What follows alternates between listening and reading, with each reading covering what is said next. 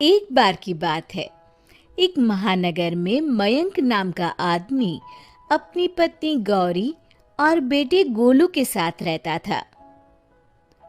पिताजी, आप? हाँ बेटा, कल गौरी ने तो मुझे फोन करके बुलाया। अब अच्छा पिताजी, आराम कर लीजिए थोड़ा।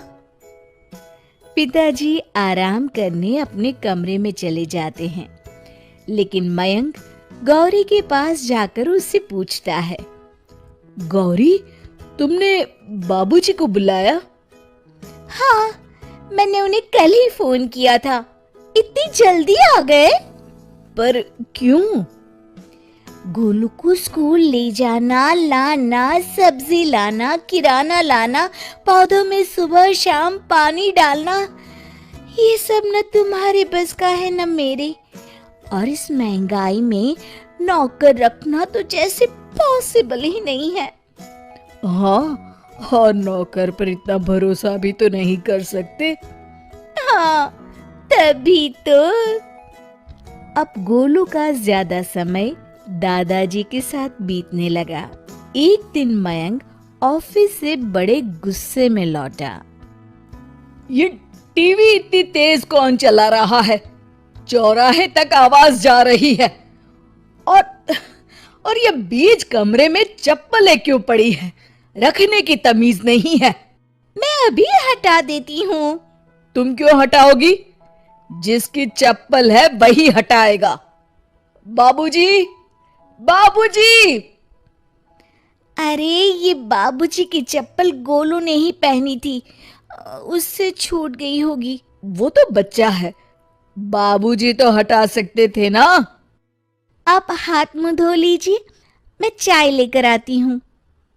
ये लीजिए चाय। बाबूजी, ये आपकी चाय। तभी पीछे से गोलू दौड़ते हुए आता है और दादाजी के गले में हाथ डाल देता है। अरे अरे गोलू, बेटा जल ना जाए हाथ। राम गोपाल जी ने चाय का कप दूर तो कर दिया, पर झटका लगने से वो गिरकर टूट गया। ओ, ये क्या किया बाबूजी? क्या हुआ बेटा? क्या हुआ? और तुम में तमीज है कि नहीं? बाबूजी को स्टील के गिलास में चाय देनी चाहिए थी ना। आप ठीक कहते हैं जी, आज से बाबूजी को स्टील के बर्तनों में ही खाना दूंगी। बेटा बहू का वार्तालाप सुनकर राम गोपाल जी की आंखों में आंसू आ गए और वो बालकनी में जाकर बैठ गए। दादाजी, आप रो रहे हैं? नहीं बेटा, मेरी आंख में कचरा चला गया है। इतना कह के वे वहां से चले गए। अगले दिन, बाबूजी, खाना लग गया है, खा लीजिए। अभी आया। डिनर में टेबल पर स्टील के बर्तन देखकर गोलू पूछता है, मम्मी, मैं इन बर्तनों में खाऊं? नहीं बेटा, ये लो स्टैंडर्ड होते हैं। नहीं, मुझे इसी में खाना है।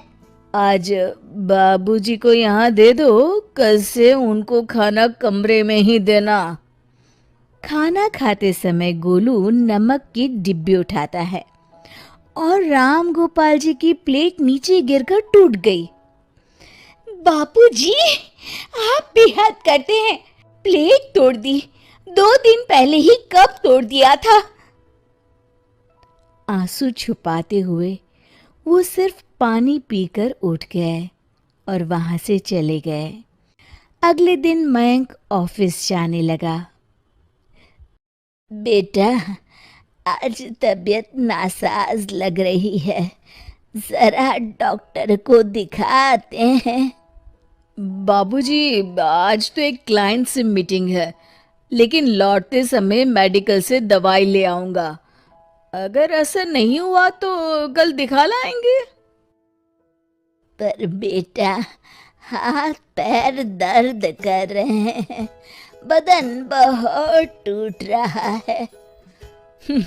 तो आपको कौन सा मजदूरी करने जाना है? पूरे दिन बस आराम ही तो करेंगे आप। राम गोपाल जी कमरे में चले गए। अरे सुनिए जी, पहले गोलू को डॉक्टर को दिखाकर लाइए। लगता है बाबूजी के साथ रहने से इन्फेक्शन हो गया है इसे। बेटा, जब तक दादाजी ठीक नहीं हो जाते तुम उनके पास नहीं जाओगे, समझे? पर पापा, स्कूल तो दादाजी के साथ ही जाना होगा। हाँ जी, आप दोनों को दिखा लाइए ना, तब तक मैं खाना बना लेती हूँ। ठीक है, मीटिंग फिर कभी रख लूंगा। और फिर वो अपने कमरे में चला गया। दोपहर का वक्त था। गौरी, खाना बन गया? हाँ जी। आज तो 1000 रुपए पर बीती। चलिए खाना खा लीजिए। गोलू बेटा, तुम भी खाना खा लो। हाँ मम्मा। बाबूजी? मैं अभी बुलाता हूँ। नहीं नहीं, उनको स्टील के बर्तनों में देकर आई हूँ, अंदर है। पर स्टील के बर्तनों में क्यों? बेटा, जब कोई बूढ़ा हो जाता है ना, तो उनको स्टील के बर्तनों में खाना दिया जाता है। लिए अब तो मेरी बेटी का बर्थडे आने वाला है। बोलो क्या चाहिए तुम्हें गिफ्ट में? हाँ बेटा, बोलो ना। माँ, पापा, मुझे स्टील के बर्तन चाहिए। स्टील के बर्तन? वो क्यों भला? वो इसलिए कि जैसे ही आप लोग बूढ़े हो, मैं फौरन आपको उन बर्तनों में खाना देने लगूंगा। फिर मैं और आपकी बहू आपकी ऐसी बेइज्जती ना करे जैसे आप लोग दादाजी की। ये कहकर गोलू रोने लगा। गौरी और मयंक उसकी बात सुनकर सन्न रह जाते हैं। मयंक जल्दी से कमरे की तरफ दौड़ा और बाबूजी के पैर पकड़कर बोला, बाबूजी, मुझे माफ कर दीजिए। बाबूजी को अपने साथ टेबल पर बिठाया और खुद ही उसे खाना परोसने लगा। शिक्षा: हमें अपने माता पिता का और बड़ों का हमेशा सम्मान करना चाहिए।